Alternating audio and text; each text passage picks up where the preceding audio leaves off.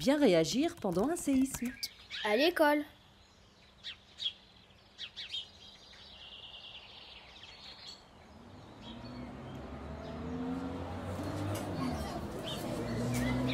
Prenons comme exemple l'humérus. C'est l'os du bras qui part de l'épaule et qui rejoint le coude. Et regardez maintenant. Oh, le sol bouge! Manon, alerte! Je détecte un séisme. Tu as raison, Wallis. Pas de panique, les enfants. Notre classe est située au rez-de-chaussée et proche de la sortie.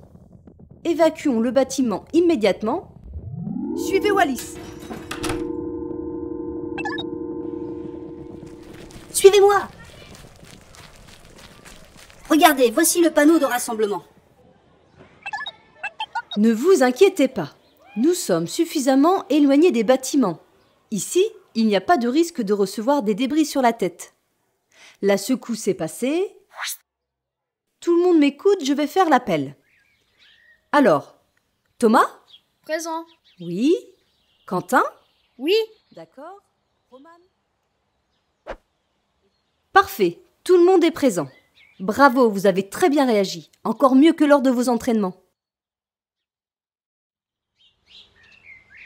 Quelques semaines plus tard.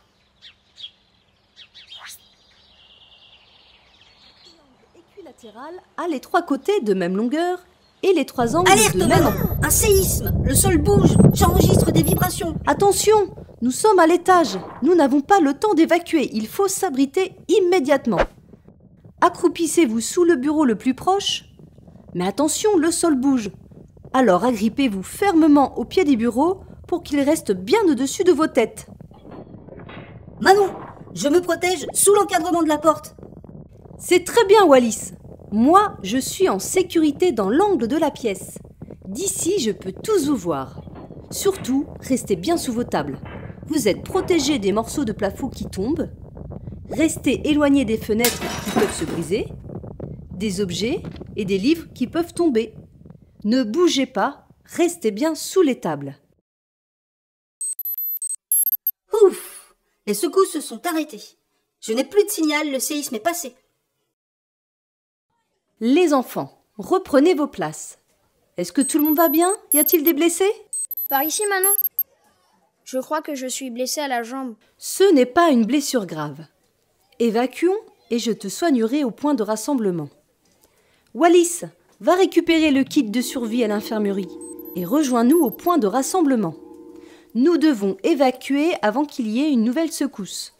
On quitte le bâtiment dans le calme, 2 par 2. Non, ne prenez surtout pas l'ascenseur. Il pourrait se bloquer ou alors chuter. On prend toujours les escaliers. Ça va? Tout le monde va bien?